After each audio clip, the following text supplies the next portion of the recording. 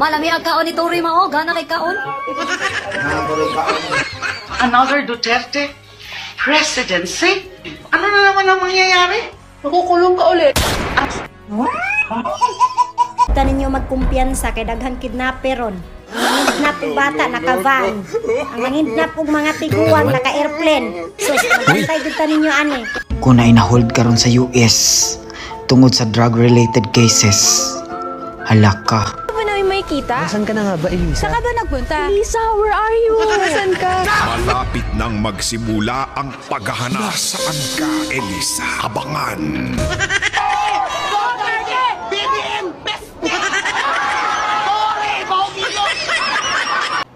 Ang ay ba ni siyang tuhan sa iyang mga gipang surya, tubag. Ayaw, ayaw, ayaw. Ato ang ko na milangit iyang kalag, tubag. Ayaw, ayaw, ayaw.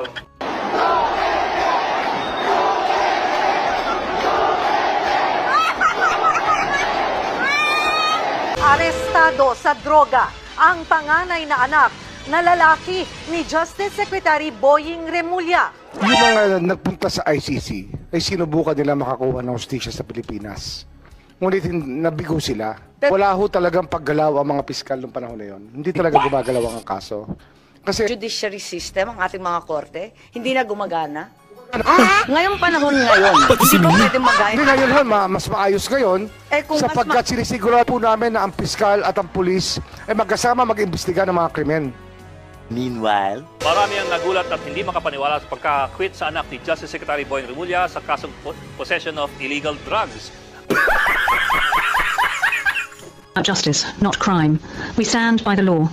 Now, Mr. Doe 30, you can pack your things and go home to your country. Mga pulang yakay, kakaupo ko lang dito, pauwiin yun ako. Hindi pa na ako nakamagay eh.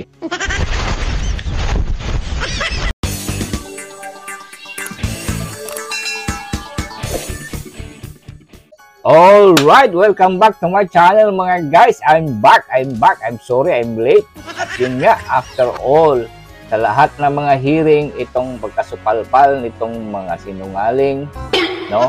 Sa lahat ng pagkadiskubre ng mga tao kung gaano ka sinungaling, kung gaano ka makakon, it only shows talaga yung kakulangan. Itong pabago-bagong statement nila, nabubuking po talaga harap-harapan. At kagandahan po mga guys, kasi itong international news ngayon, at pinapalabas po nila itong hearing, mas nakikita po, mas maliwanag po itong pagsinungaling nitong gobyernong Marcos, lalo na itong mga grupo niya, itong ni-execute ng grand plan nila, no?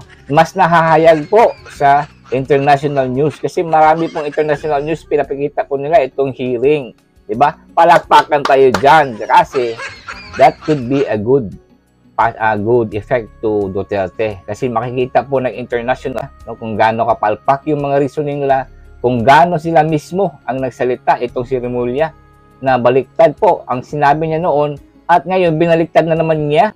That could be a positive impact po dito sa kay Duterte na kaso. Kaya natutuwa din tayo na nangyari yung Senate hearing. Una-una, sabi ko talaga sa sarili ko, what for? Para grandstanding nyo lang itong mga senador dyan? Kasi wala rin kayong mapapala eh. May babalik nyo ba si Duterte? Diba? May iuwi nyo ba si Duterte? Yun ang iniisip ko eh. But then again, na-realize ko sa lahat ng mga videos nakita ko talaga. It is very important for everybody to show kung gaano kapalpak itong ginawa nila kay Tatay Digong. Gaano ka-illegal. Now, international news is watching. Alright, panoorin muna natin tong video mga guys. And don't forget to subscribe. Alright? Duterte sa dayuhan na para bang wala siyang sariling bayan. Since when did the Philippines become a province of The Hague? As far as we are concerned, we're no longer members of the ICC. And as non-members, can we possibly fall under the jurisdiction of the ICC? Yes, ma'am, okay. Because we, under the... What's the use of signing or ratifying a treaty if it bears no weight? Salita po ang ating mahal na Secretary John Vic na ang nagplano po rito, o yung pagkaintindi namin, itong apat na pinangalanan ang siyang nagplano. I said it was not me. There were other people in the room, but we did not discuss any plans of any arrest. Oh, really, huh? And was that the plan from the very beginning? What was, and who was really on top of this? Ikaw ho ba nagplano ng lahat ng ito? It was a group effort. Secretary Chidoro was there, Secretary Angelo Masiki, and the President and I. Sinabi ninyo na hindi kayo mag-isa na nagplano, kundi isang There was no grupo. planning, ma'am. Pero yun ang sabi eh. There was, I said, hindi ako nagplano. Marami May kami- isang grupo na nagplano. We were all talking about a rumor, ma'am. And that was all. Rumor lang yun? Yes, ma'am. Group effort ang sabi mo eh. Pero para lamang sa kaprasong chismis, magtitipon-tipon pa yung mga sekretary ng kabinete. Nakakatuwa naman. Call it what you may, ma'am. Walang magawa. The only information we got was the words of the former president in Hong Kong. Sa Hong Kong. Sa Hong Kong, ma'am. Na andyan na. Yes, ma'am. Siya pang nauna, hindi kayo. Yes, ma'am. Nakakatuwa, ano? Meron po tinatawag na red diffusion, blue diffusion. May kulay ba ito? Yung pinadala sa atin, anong kulay ng diffusion? Ito po ay wanted person diffusion. So, walang red notice. Hindi po siya red notice because the nature of the diffusion is... Eh bakit si Congressman Arnie Teves may red notice na, hindi pa natin nagagawa ng paraan? Hindi ko po masabi. Ma'am, yung kay Arnie Teves, ho. Ang pagkaintindi namin, red notice din ang sinasabi. Eh ngayon, lumalabas na wala kailanman na lumabas na red notice mula sa Interpol, kundi diffusion lamang. Baka dahil sa panahon, kasi mabilis po ang pagganap ng lahat yung mga pangyayari. So, ibig sabihin, ang katotohanan, walang red notice. Mag-ingat po kayo, you're under oath, makokontempt po tayo. What's this warrant presented to PRRD at the time he was arrested? Pwede bang may sumagot? Si General Torre, mukhang kabisado niya. Siya yung nasa video eh. Was given to them on the tube. Ikaw naman bumasa ng Miranda rights, hindi man lang yung prosecutor. Tinikoberan mo na yung papel ng DOJ, kaya sumagot ka ngayon. Present po namin kay President Duterte na Nabasa niya lahat, 2.0. 15 pages. Eh, ang bilis-bilis lang lumabas eh. Hindi po niya nabasa yun. Hindi niya nabasa.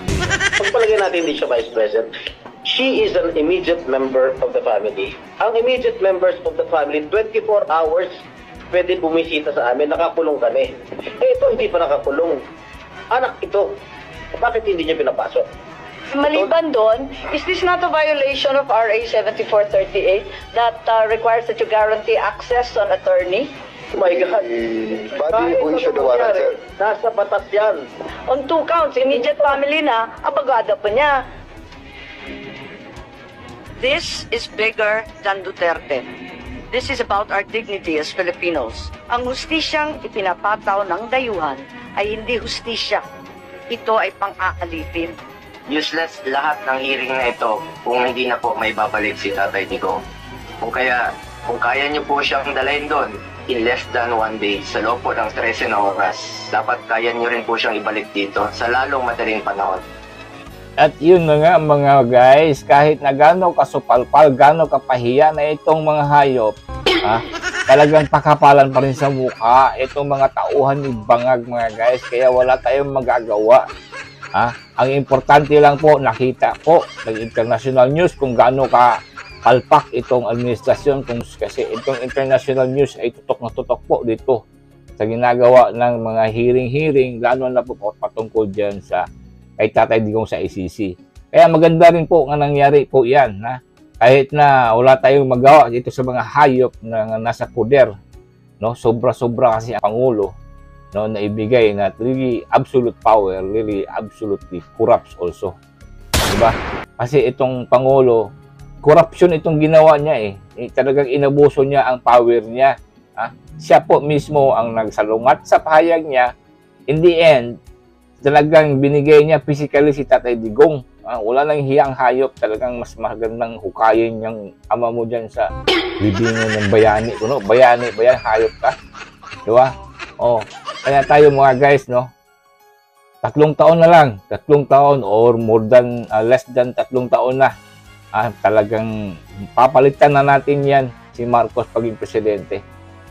Kaya iingatan natin, focus po tayo, huwag po tayong mawala dito sa attention sa pagkakurap nitong administrasyon. Maganda rin po itong nangyaring Senate hearing, no? Nakita po kung gaano ka-corrupt ka, Remulla, itong si Torre, itong si DILG, DOG, lahat kayo. Lahat kayo, mga hayop kayo, puro baliktad yung mga sinasabi nyo. Wala palang red notice itong mga hayop. Puro chismis lang. Ha? Ano ba yan, Torre? Ang yabang-yabang niya nagpahayag dati, di ba, na may red notice, Torre? Hoy! Ha? Itong mga hayop na puro mga sinungaling talaga to.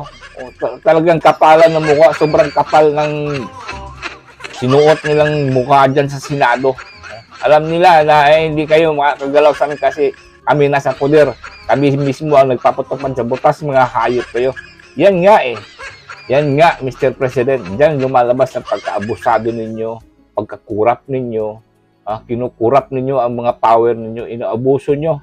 Talagang kinawawa nyo ang taong bayan, hayop ka, ginawa mo pa si Tatay Digong ibinigay sa ibang bansa.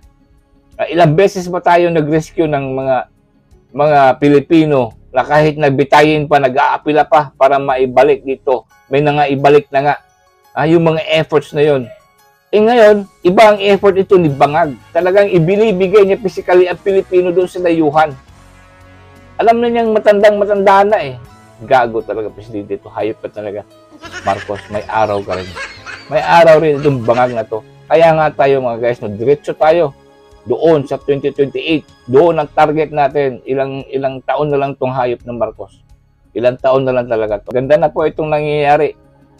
Itong nangyayari, sabi ko na nga ba eh.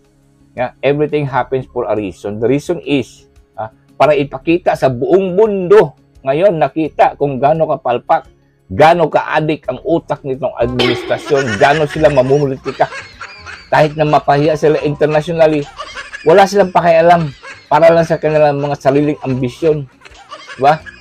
Yan ang purpose na nangyaring ito. Tatay Digong, the best ka talaga.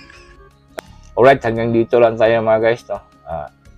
Let's just continue to pray Tatay Digong, safety there sa The Hague. Maganda naman ang niya, ang mga abogado niya. No? Maganda nga eh, at least internationally, ma-acknowledge itong kaso ni Tatay Digong, and hopefully, Tatay Digong can win this one. Mananalo si Tatay Digong.